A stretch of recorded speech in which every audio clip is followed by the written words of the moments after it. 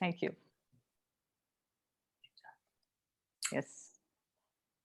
Hey everyone, and welcome to Chef AJ Live. I'm your host, Chef AJ, and this is where I introduce you to amazing people like you who are doing great things in the world that I think you should know about. And my guest today is doing great things all the way from India. Her name is Dr. Rajeena Shahin, and please welcome her to the show. It's so nice to meet you. Thank you, Chef AJ. I thought I'll start with the slide.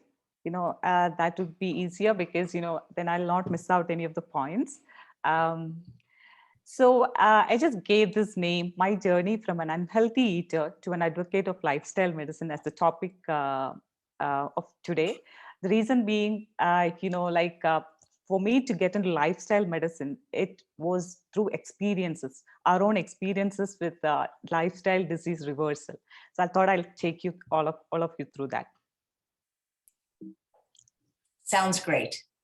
Yes, actually, I'm just trying to. Yeah.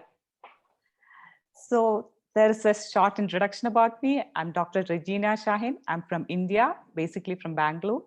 I co-founded an organization called Invest on Health, which is basically into lifestyle disease management.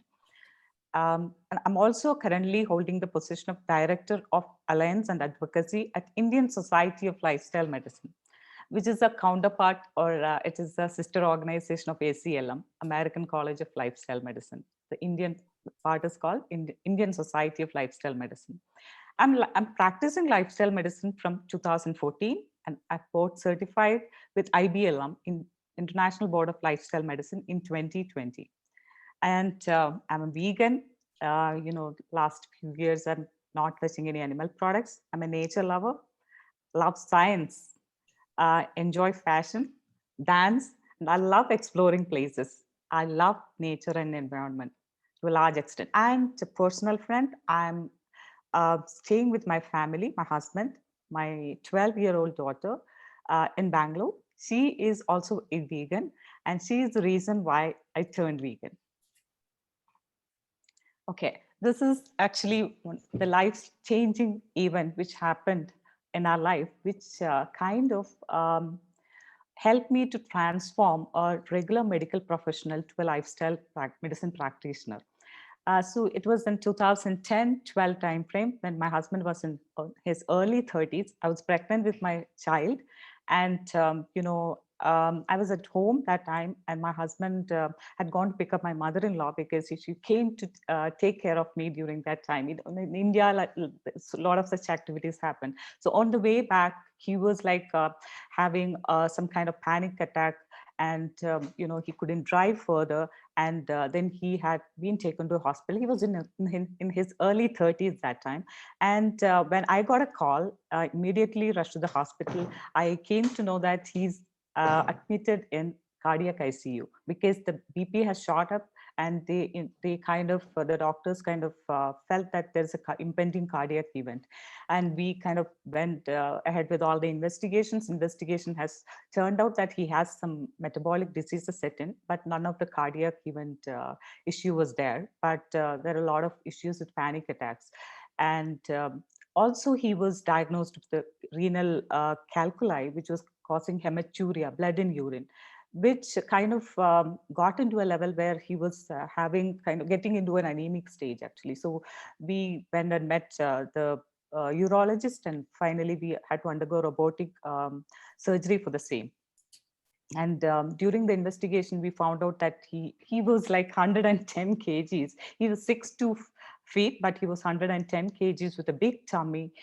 There was diagnosis of fatty liver, PreDiabetes, hypertension, dyslipidemia with a high LDL. I think it was in the range of 180 or something, and hyperuricemia, which was like 11 or so. And the doctors have put him on some medications.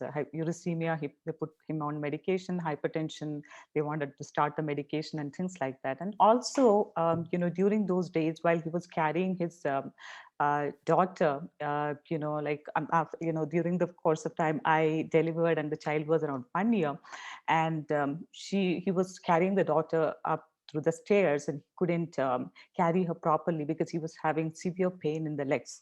And that osteoarthritis was also diagnosed, and one of the orthopedicians said that he has to undergo surgery to correct his issue.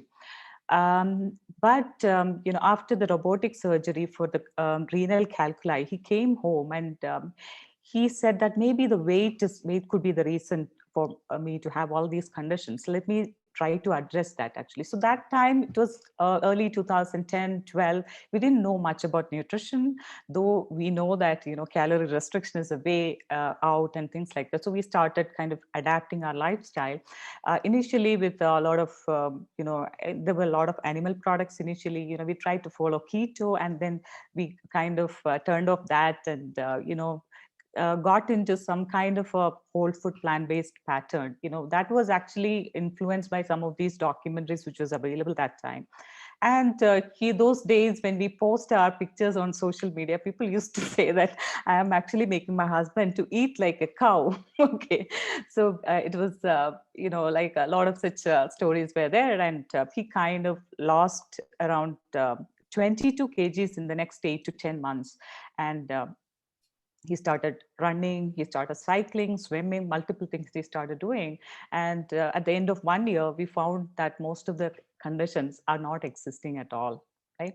And, his lab report over the last 10 years is being normal. Now, actually, over the last few years, he's in relapse. He's not exactly following the regimen which he was following before. But more or less, he tried to kind of eat large quantity of plants. Every meal, even though he eats meats, he eats a lot of plants. And for me, during that time frame, I also have put on some weight during my pregnancy that I was able to lose, and I got fit. You can see me that, it was like 12 kg heavier, and it was like 62 kgs fit and fine, and was feeling much more energetic and happier doing that. So you can see, like, I used to like lift weight too. Actually, I used to run. I could just lift, cycle. I was kind of lifting around 22 kgs at one moment in time. But these time, like this was like up to 2016, I still ate some animal products at least 2 to 3 days a week.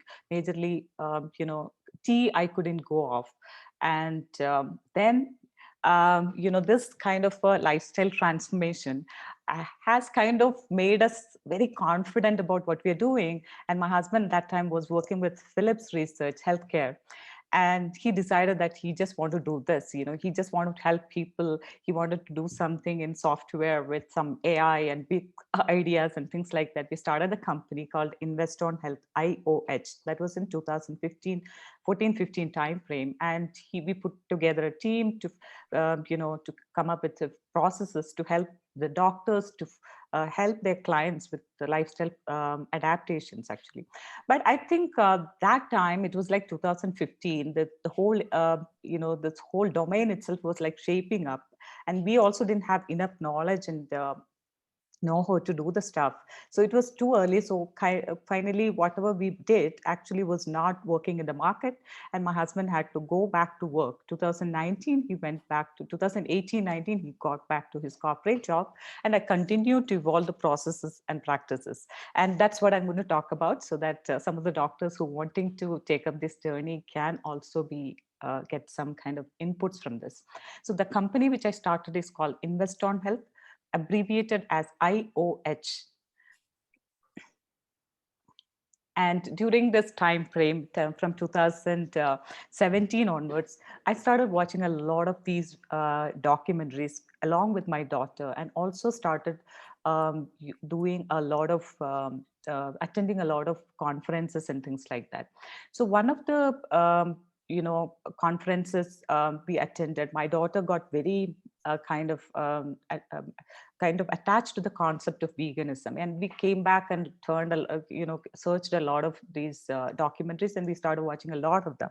So the first one we watched, as usual, is Fox Over Knife, and Eating You Alive is another one. Eating You Alive, actually Merrily has actually contacted me during that 2017-18 time frame, and we also did a promo of one of those videos which she wanted to do for the Indian diaspora, Indian audience.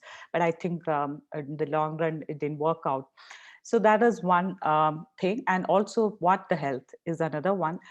Then actually one of the days when the game changer came into it started going around, and we watched Game Changers one of the evenings. That was on a Friday, and after watching that, my daughter told me that I think, Mama, we're not doing it right. Actually, I think I need to actually go off animal products.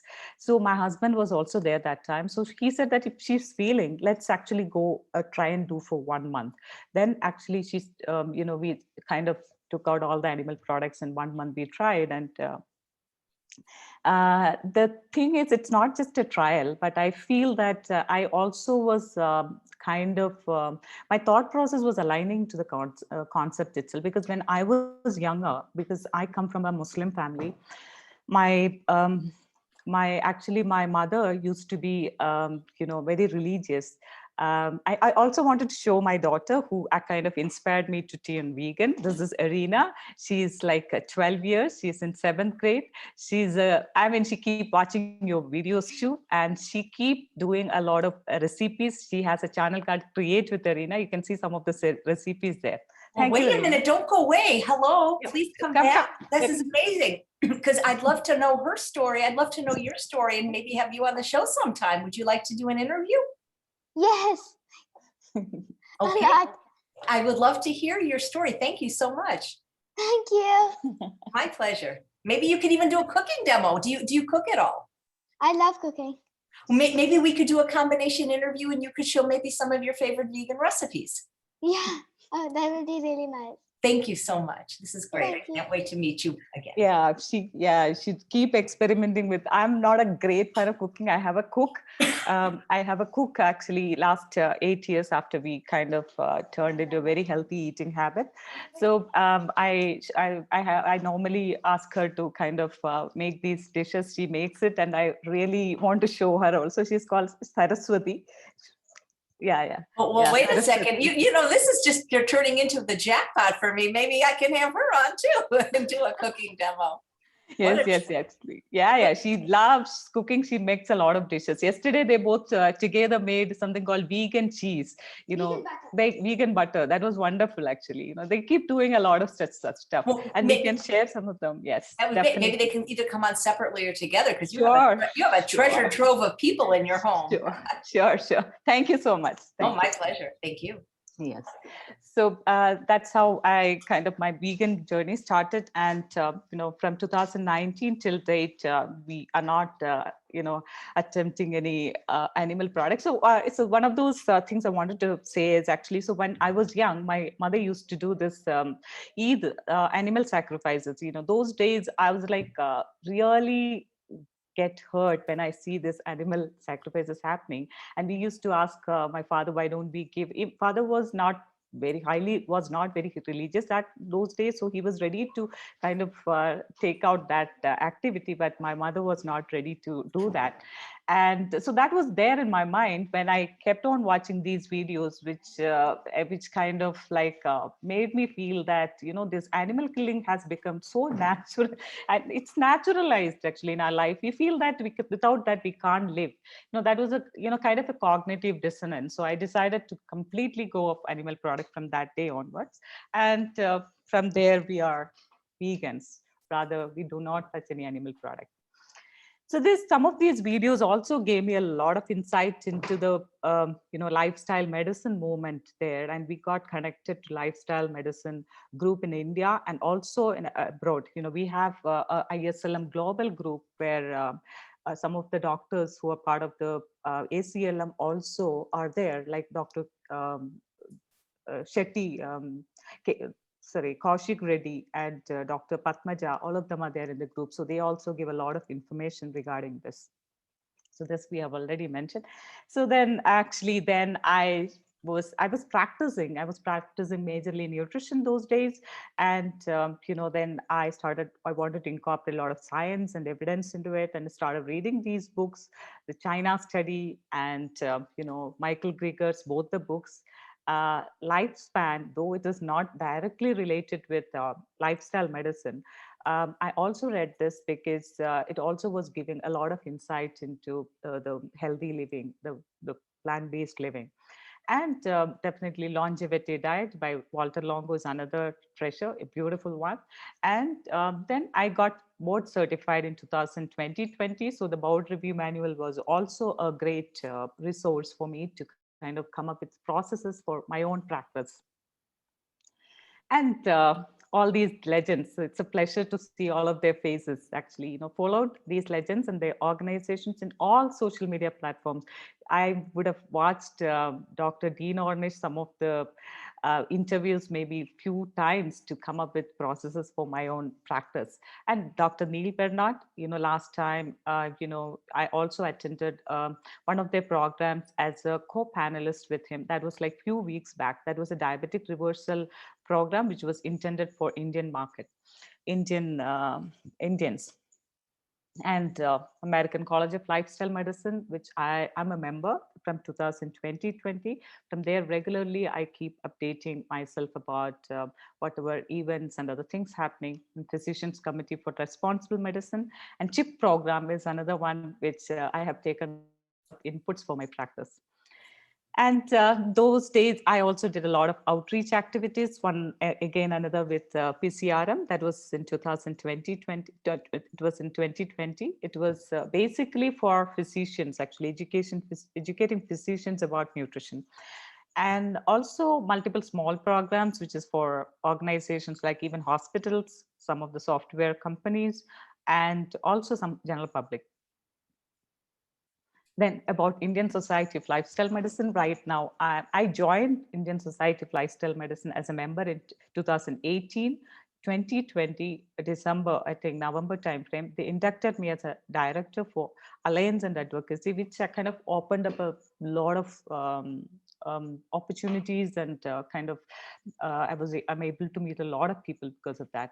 And right now, we are like last year when I wrote the exam, there were like 7 medical doctors who wrote the exam. This year, we have already 34 people registered for the exam. So it's like hugely growing in India. People are really wanting, doctors are really very interested to take up this. And the membership is also growing every day. Every day, there will be new interest coming in and joining. And all these experiences kind of helped me to widen the scope of the practice which I was doing. Initially, as I mentioned, I was focused a lot on the nutrition aspect of it. So this a whole kind of experience has helped me to kind of revise or review the kind of processes which I was following and kind of come up with newer processes, which also helped me to have a better experience with clients. So during this widening process, I really understood that lifestyle medicine is not just a nutrition science. Actually, like when as a doctor, when you're sitting in a clinic, you are actually very prescriptive. Actually, you're giving a prescription to a patient, and the patient is supposed to be obeying that, and then come back. Here, it's not like that. You have to make behavioral changes in people. During this transformation, behavioral changes, there are multiple aspects of science comes into the picture. It's behavioral science, positive psychology. You need to know a lot about epigenetics, because in many cases, like what we learned in medicine actually is not applicable when we start practicing lifestyle medicine. Some of the diseases, we always felt that diabetes, once you're diabetic, you're lifelong diabetic. So these kind of things kind of help me to kind of understand disease reversal in a better manner. Then started incorporating evidence-based medicine and nutrition together, and came up with these processes actually. And also, as I mentioned, other aspects of lifestyle also were incorporated. That was basically with allied players like fitness experts, meditation experts, and yoga experts and things like that. And then know-how and tools, actually, there are a lot of tools existing, but one moment in time, I understood that, it's better to have our own tools, and that's how the IOH tech division has given me a set of tools which helps me to kind of monitor, measure, and support these patients who are coming to us. And also, as a lifestyle medicine practitioner, you're also going to be a role model for your own people. You're an influencer and you should lead by example. So you should also not only be eating right, you should also be taking care of all other 6 pillars of lifestyle. And some of the books are like, you can see them, Carol Dweck's Mindset, Growth Mindset. Atomic Habit is another one by James Clear, which is basically talking about the habit formation, how you can kind of help people to make these changes in the habit uh, formation, newer habit formation. Stephen Covey, basically you becoming an influencer definitely will help. Happier with Talbin Shahar, that is something which tremendously helped me, because people always a lot of them live in either in their past or in the future. They're not able to live in the moment. Those kind of happiness as a currency, which the concept of happiness as currency helped me a lot with people. And Noah Harari, this is one of my favorite guy, because when you're dealing with people, especially because ours is an online system, we have people from across the world, though the numbers are not huge. So having an unbiased opinion and unbiased thing about each of the culture will help you to kind of cater to their demands better. Okay, why are they eating like this? Why can't they eat like this? The culture is bad. Those kind of things just go off when you read these books. Actually, you have a different perspective about the whole human evolution, and will start catering to their demands much a sensible way.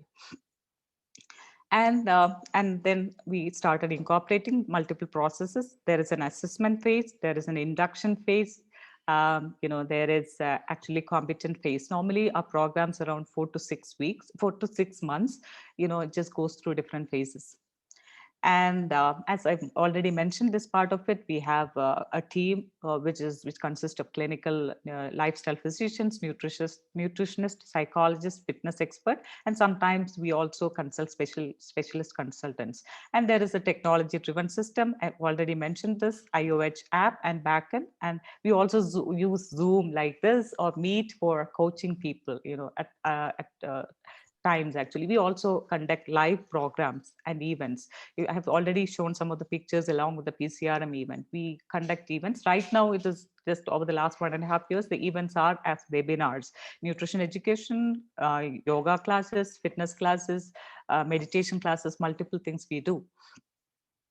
And this also I've already explained. There is an app and there is a web application. App is used by the clients, and the web application is used by the physicians, nutritionists, and other experts. And that's how the interaction keep happening. So the interaction is not just one time; it's just a day-to-day interaction. So that till the habit formation happens, they're getting support and motivation and guidance.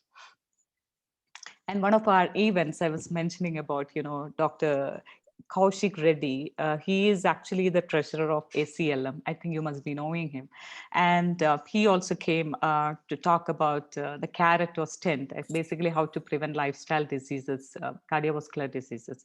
And another one is like one of our Indian guy. He is a diabetologist. He's well known for his pro-lifestyle approach to diabetic management. So he has done a wonderful webinar, and multiple such webinars. So two of them I just showcased here. And as a lifestyle physician, it is just an evolving field. Currently, maybe because of the system and the processes and the team, I'm able to kind of capitalize on this.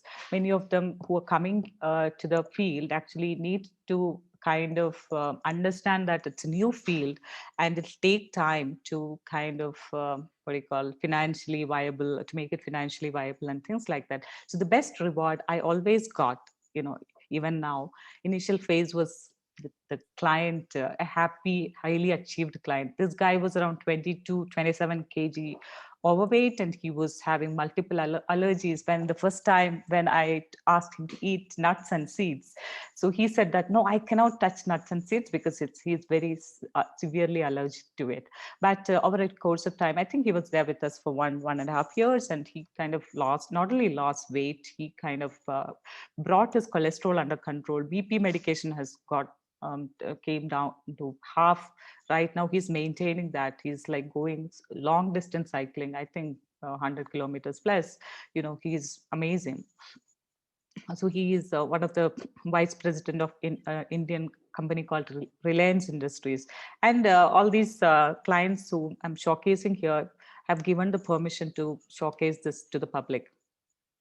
And this is another lady.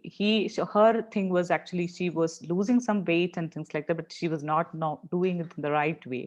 And especially in Indian scenario, people use a lot of these um, uh, dairy products as a substitute for animal proteins, and some of them eat paneer. It's called paneer is cottage cheese actually, which is very high in saturated fat. They eat actually most of the days to get enough proteins. That is something which we see on regularly.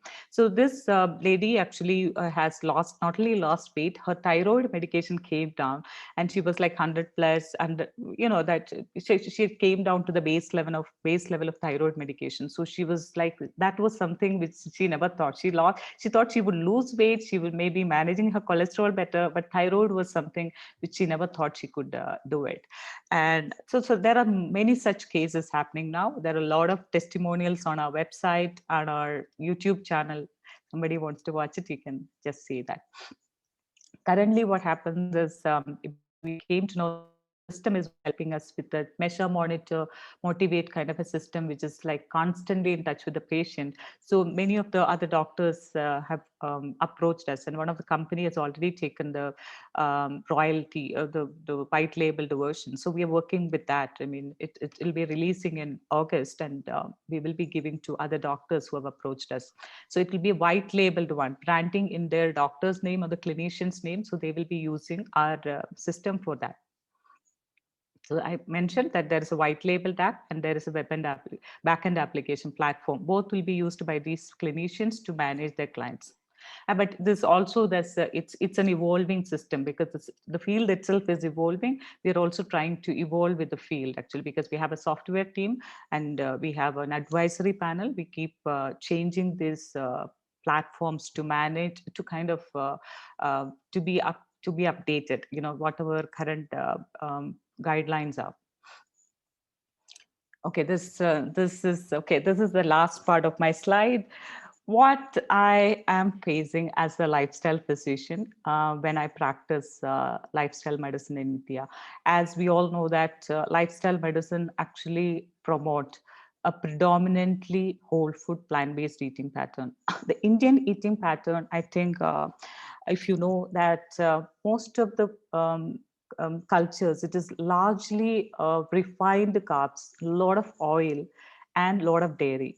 So, and the kind of vegetables, the greens, the vegetables part you ate, or the fruit you ate, is very less, very minimal. So that is a major thing which we face in today's world. um, and there are a lot of other challenges which we face. Basically, people don't know what's right eating, and on top of it, there is a lot of pseudoscience existing. People say that okay, it's okay to have ghee. Yesterday, Nivi's presentation, she was mentioning about A2 ghee and the bad effects of the same. Many of the so-called practitioners of wellness actually advocate ghee and other dairy products as a way to cure diseases, as a therapy in many conditions. Like we have clients coming in saying that, okay, our so and so doctor told that to have ghee for osteoarthritis or rheumatoid arthritis. They're eating like 1 tablespoon of ghee, which is giving them 8 to 9 grams of saturated fat from that. That is something which we face.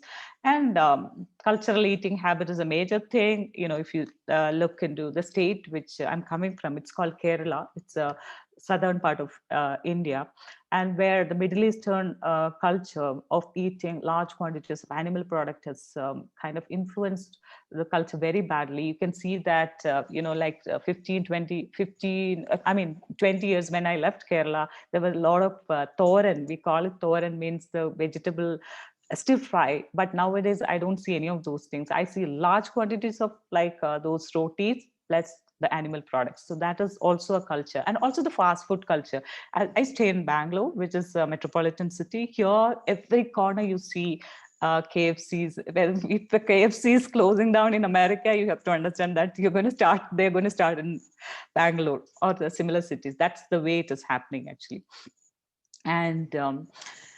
And definitely lack of availability of healthy plant-based alternatives. So when I turned vegan, I faced a lot of issues with not having enough calcium and things like that, because unlike the American market, the plant-based milk which is available here is not fortified with calcium or iron or any of those things. And also I was also learning those intricacies of getting the nutrition through natural food itself. So it was a little difficult for me in the initial phase. Here, that alternative thing, the food industry which is getting into this alternative food making is not thinking about nutrition first aspect. Actually, they are actually getting into a transition food, which is actually helping people to match the taste of the food, the animal food, so that they can easily get into the whole food plant-based eating. But the nutrition part is kind of ignored. That is something which is really trouble. And lack of there is no much focus on the agriculture, especially the grains. Definitely there is a huge focus, because that is something which the country has focused on over many years actually. But we are not, if you go to a third tier cities or those kind of places, you're not getting enough greens. Greens in the sense, I didn't mean the leafy greens, I meant the vegetable portion, which is not given major focus. And also like a lot of pesticide usage, like when we ask certain people to use large quantity of vegetables, they are saying that, ma'am, if I use that, I'll get cancer, because that is, a lot of pesticides and things like that. So these are some of the things which we face.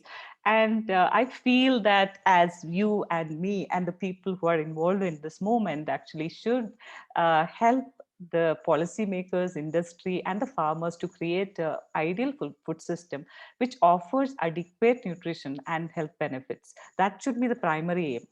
I'm okay with this transition food and things like that, but the transition food should not be the norm. It should be just one of those ways to get people start liking non-animal products.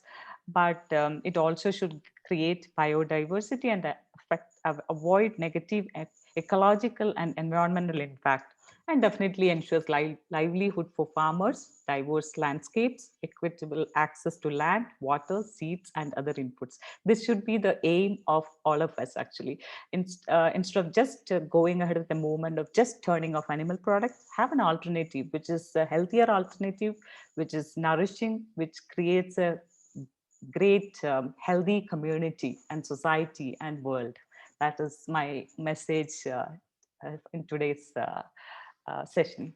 You can start with your questions, Oh, Chef thank you AJ. so much for what you're doing in India. It's interesting that people have resistance to eating vegetables. They think they're going to get cancer from eating vegetables. I would think Yes. the opposite is true. That's what I was telling. Like, there is a lot of pseudoscience available there, where people feel that like these vegetables. There was even a moment saying that these pesticides are causing cancer, because there are a lot of cancer cases increasing in India. I think, if I'm right, 300% increase in cancer incidences over the last 5 years or so. So what happens is that a lot of studies happened, and some of these are not research studies. Research studies, when I read, I understood that it was more of red meat and high spicy food and few other things, actually. But they were like people who kind of came up with this notion, saying that higher pesticide usage is the reason for these things. Don't eat vegetables like this way, that way, and finally people are scared to eat vegetable. That's the level at which it has gone into.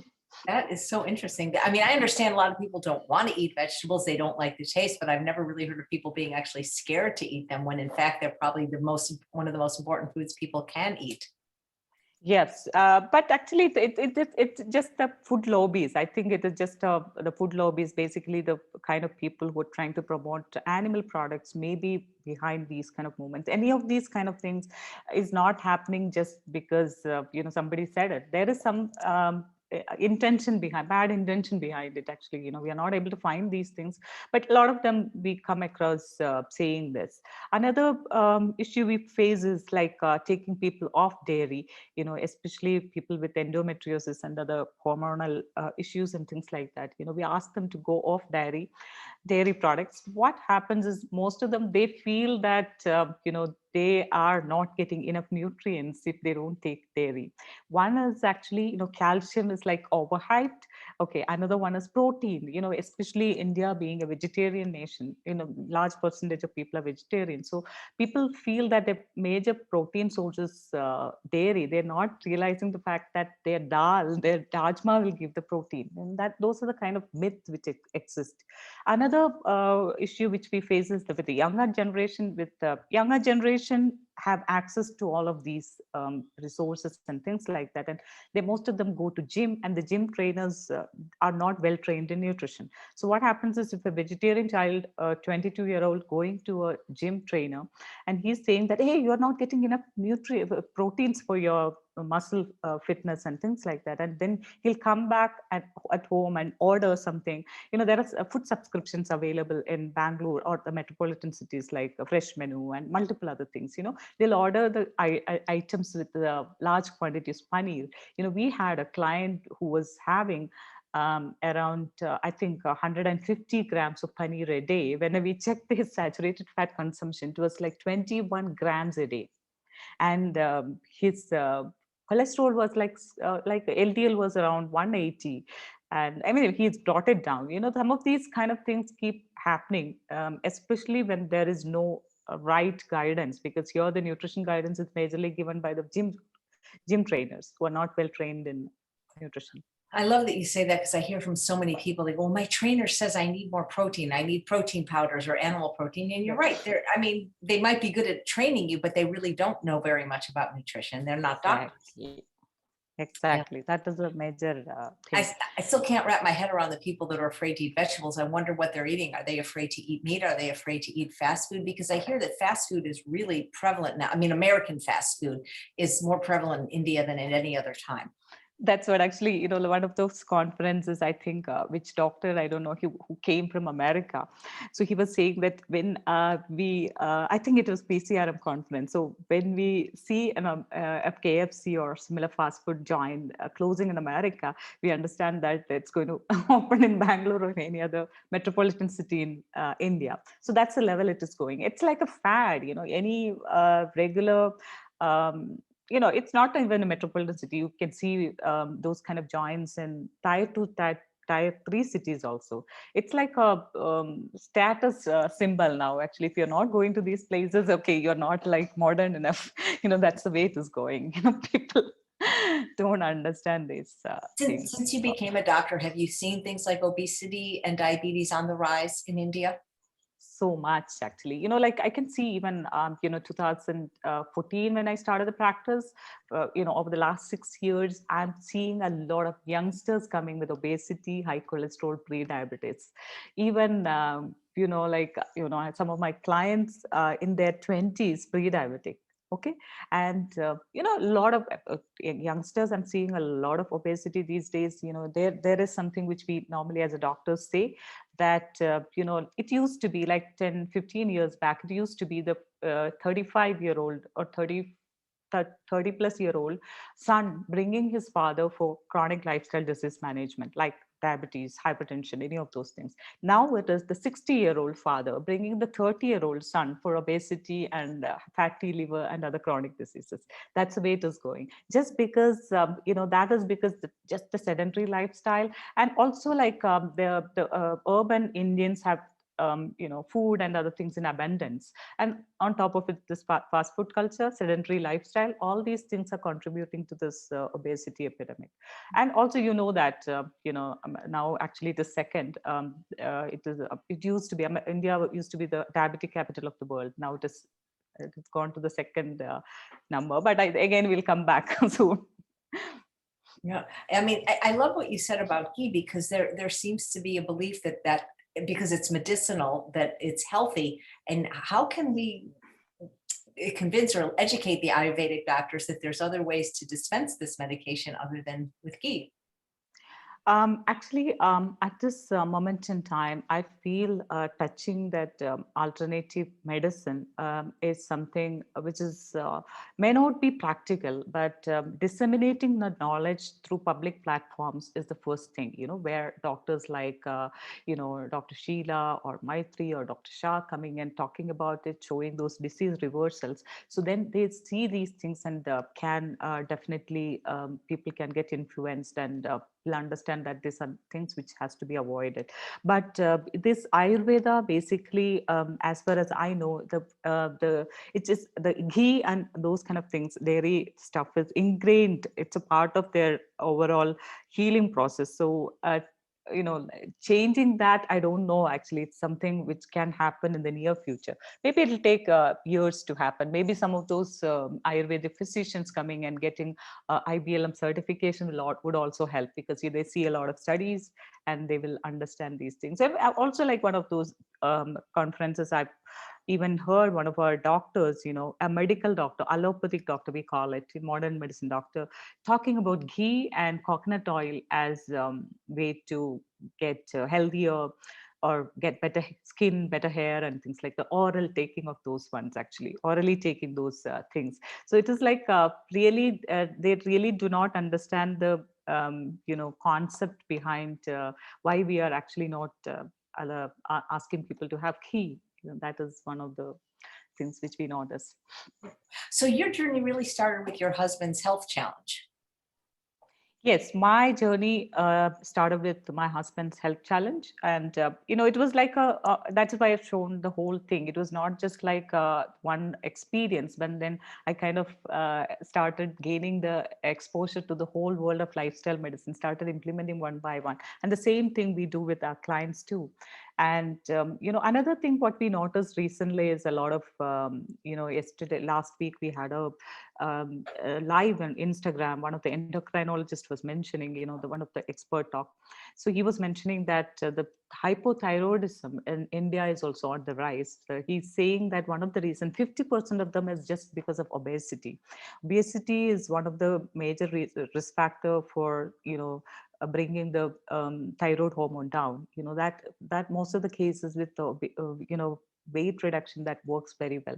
So that also, like, I feel that this is again the abundance, the ghee and the fast food, everything is in the wrong direction. Like, people are going the wrong direction. One is fast food on one side, the cultural aspect of ghee and dairy products on the other side, and then on top of it they have all machines.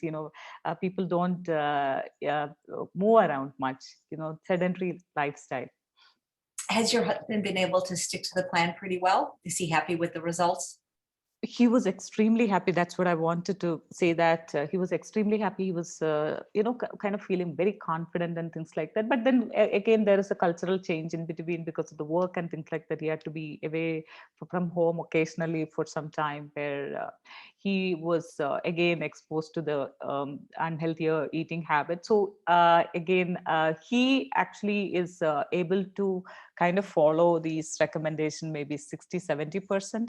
But rest of the time he eats animal products, and when he gets allergies, skin and other allergies, he will say that I'm going to stop it. Then 1 month he'll not take any of those things again. He's in that cycle of going again, coming back, and it's going on for some time. And but me and my daughter kind of completely we just follow the non-animal lifestyle, which is non-animal product-based lifestyle, which we enjoy. We feel much more happier, guilt-free. And I feel that after doing those things, I feel I'm much more purpose-driven. I don't have too much of negativity. A lot of other aspects to it, actually, which I feel I contribute that to the current lifestyle. I don't know kilograms because I never learned that, but I am looking at the pictures of your husband, 110 kilograms to 88 kilograms. What a difference. He looks younger. He looks happier. I know. Yeah. But I think his weight actually, I think he's maintaining between 88 to 92. But I think it's high time that he again comes back to a healthier lifestyle. He's thinking about it again. It just happened 2-3 years back. He started a little wavering because, again, I told you that I brought in the thing because, the culture has a huge impact because, everybody around you is eating totally different things, and the food which you were eating at home is not available where you're going. Naturally you will tend to eat whatever is available, and you'll get used to that taste actually. So that those are the kind of food which is high salty, high fat, and most cases high sugar. So that's like a kind of an addictive food. So naturally they will actually get used to that. Actually, that's what's happening. But at home he kind of try to eat very healthy, large quantities. Even if he's eating animal products, he makes sure that he eats a lot of vegetables and fruits and things like that. Well, maybe your daughter can influence him. He actually, yesterday, my husband was saying, actually, when we were having lunch, he was asking, because I was doing some work, and my daughter went into his office room, and she asked, you told me that your grandfather died at 104 years, and he could see you. Okay, then yes, then my daughter was asking, so don't you want to see my granddaughter? If you want to see, you have to eat healthy. I love her already. I can't wait to have her on the show. That is great. The patients that come to see you, Dr. Shahin, do they know you're a lifestyle medicine doctor, or do they just show up with a complaint and then you tell them what you do? Yeah, that is the best part of the whole transformation. But one moment in time, I decided to completely go off medicine just because I'm like totally in kind of totally believing the whole thing of disease reversal with lifestyle. So if you check our Facebook platforms, Instagram, everywhere you see actually me as a lifestyle physician, where 80% we work with lifestyle, 20% in certain cases we may have to give medicine. Otherwise it is 80% lifestyle and 20% medicine. But I think the kind of awareness among the well-traveled, well-educated people is very high, and they're ready to kind of pay for the services also. It's like the middle class to lower middle class is what has to come up really into this lifestyle transformation. I think it's just because of the lack of availability of the resources and other things. These people are the people who comes to us are the early adopters, and they kind of keep advocating, because it's like 5-6 years now. There are a lot of advocacy happening. We're not doing any advertisement and all as of now, but we're planning to do it. But in due course of time, we will definitely come up with advertisement, actually. That will definitely help. And also on the aspect of ISLM as a body, Indian Society of Lifestyle Medicine, the members are growing. That means the medical community itself is realizing the need for this lifestyle transformation as a kind of, not a substitute, as complementing their own therapies, what they're doing. That's hugely happening because, we see endocrinologists, diabetologists, gynecologists, cardiologists, all coming into the membership, actually, people wanting to learn about it. That's a huge thing. Right. But I think as a field, yeah, yes. I know that there are 6 pillars to lifestyle medicine. So are most of the doctors in the Indian College of Lifestyle Medicine either plant-based or primarily plant-based? I would say it's a mix, actually. But what I've noticed is people, after going through the course, the IBLM certification, there is a lot of change in the way they perceive the eating pattern. They're getting exposed to a lot of research studies. There are a lot of literature available there. They're changing it, actually, but I'm sure that they're not completely. A lot of them, are in the process of changing to completely plant-based, but there is a lot of them are whole food plant-based with minimal animal products. That's what I know about. Even in our clients who are coming to us, actually, 30% of them, I noticed they're ready to make the shift completely, right? because they have the availability of plant milk and a lot of other things. We whatever we teach them, it's not expensive. Also, it's just that it's a notion that it's expensive. Many cases, so they're making that shift actually. But that other 70%, at least 50% of them, if they're using animal products 5-6 days a week, they're bringing it down to 1 day a week. That is itself is a huge change which we are able to bring in. Right. I know that many people in India are born and raised vegetarian, but they're still consuming lots of dairy. And I was always taught that if you're going to give up one thing, that should be the first thing. Yes, I totally agree with you because dairy consumption, as I mentioned, is very large, very huge here. On an average family, if you can see like a person of my age, 40 something, would be consuming at least 4 servings of dairy. So one for tea, one for maybe sorry, one or 2 or 3 servings for tea actually, because morning they have one, lunch they have, evening they have one, maybe late evening they have one. Then curd. Okay, then cheese comes, then paneer comes. Everything is about dairy actually. So that is something which has to go off. But I think, as I mentioned, a segment of the population is understanding that dairy is going to be bad for them. They're making that shift actually. It is still in the process of making that revolution. But also, the Indian market currently is that hugely Indian economy is dependent largely on dairy and its products, even animal products. I've seen one of your videos itself, where you're mentioning that beef and export of this kind of things, and dairy is actually one of the major thing in India. So that takes time, like the government or the policy makers also cannot make the sudden shift, because that also affects the livelihood of a lot of people who are in the field. Actually, that shift has to happen, but that's happening. It'll happen. Is the dairy, do you think it's more cultural, or the fact that, dairy has those addictive components, those casomorphines, it's hard for people often to quit, or maybe a little of both? Because I know when I interviewed Dr. Shah, she was saying that, she was raised vegetarian and then she realized what the cows went through. And so for ethical reasons, she went vegan. Actually,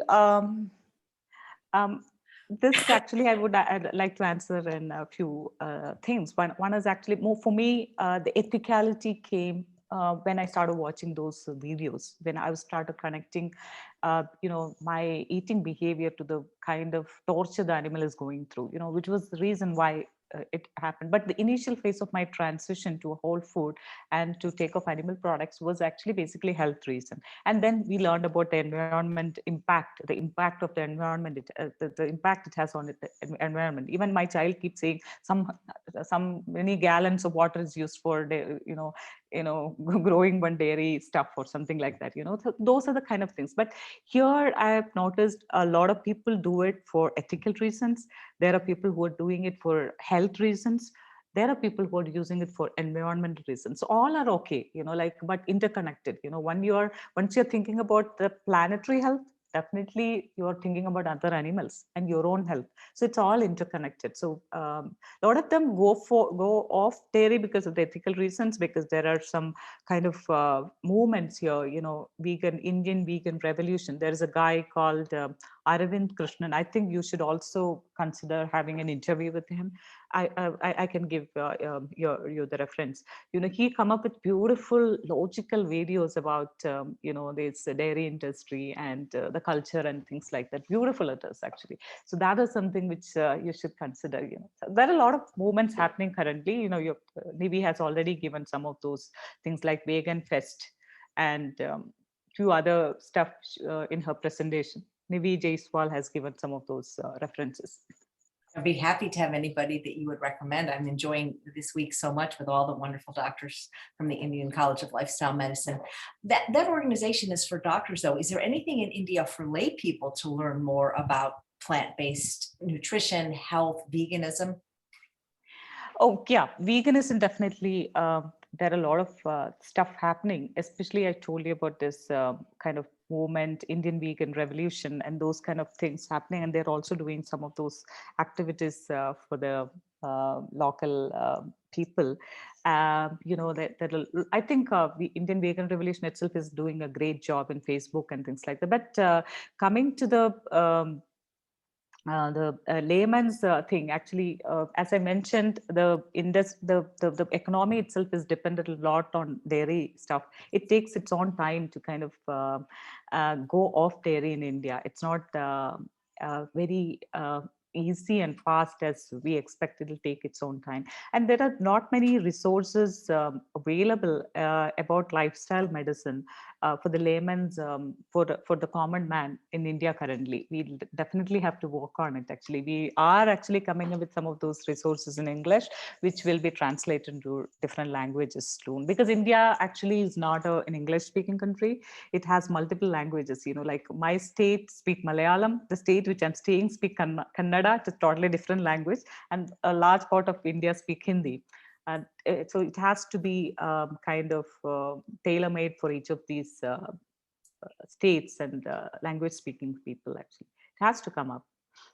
Right. But Do you do everything in person? Do you do anything virtually, programs? Because I don't know if people from India would necessarily be watching, but actually, as I mentioned, it's an online platform. So we do have clients from US, but the Indian diaspora. We have clients from Ghana, you know, African market. We have clients from Morocco. We have clients from UK, different places actually, because of the accessibility, because of the app and the backend application. So we do have clients from all across the globe, but all of Indian diaspora except one or two. You know, those two, one or two also came through their friends actually. So it is definitely a mixed population. that's great. If people want to learn more about you, should they go to your website? Do you have a particular social media platform that you like to refer people to? Yeah, definitely. Actually, website is one, which is www.investonhealth.com, and Facebook page, Rajeena Shahin, the same name. Instagram, Dr. Rajeena Shahin, and LinkedIn, Dr. Rajeena Shahin. And yeah, these are the platforms I regularly use. Nice. Yeah. Well, both you and your husband had transformations in terms of your physical appearance and health. And I was wondering if you were able to influence any patients, family members, just by your health.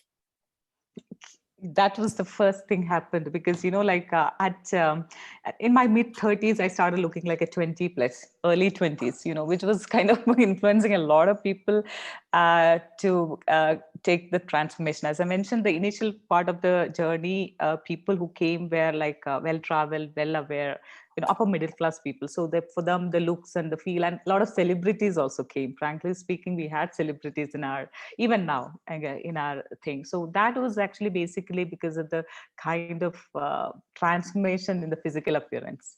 So that definitely helps. Yeah, and youngsters physical appearance helps a lot. And disease reversal, definitely, you know, I see a lot of that happens with the 40 35 plus, but now I also started seeing 25-year-old with high cholesterol and obesity and fatty liver. Yeah. So yeah, actually being an influencer, it's not just about you showing your food pattern there, or exercise there. You know, you having that physique to kind of influence people where they feel like, oh, you can also become like that. You know, that also is a part of a your role as a lifestyle physician. Yeah, I would imagine like a lot of people probably come to you because they'd like to lose weight, even they're not probably necessarily concerned about their other diseases, but that, at least in the United States, that seems to be like a number one motivator for people. It used to be. It used to be. Actually, I had to really put down. Frankly speaking, I had to really take out some of those pictures and things like that. You know, that I started becoming like a celebrity doctor kind of a thing.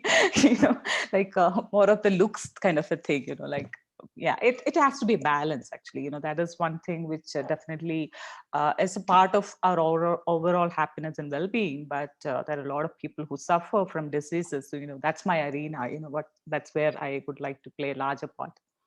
Great. Well, thank you so much for the work you do. Do you have any last words or thoughts you'd like to share with the audience? Um, yes, I think, you know, lifestyle medicine as a movement is happening. I also feel that this is the way forward for a sustainable healthcare. This is the way forward for disease reversal.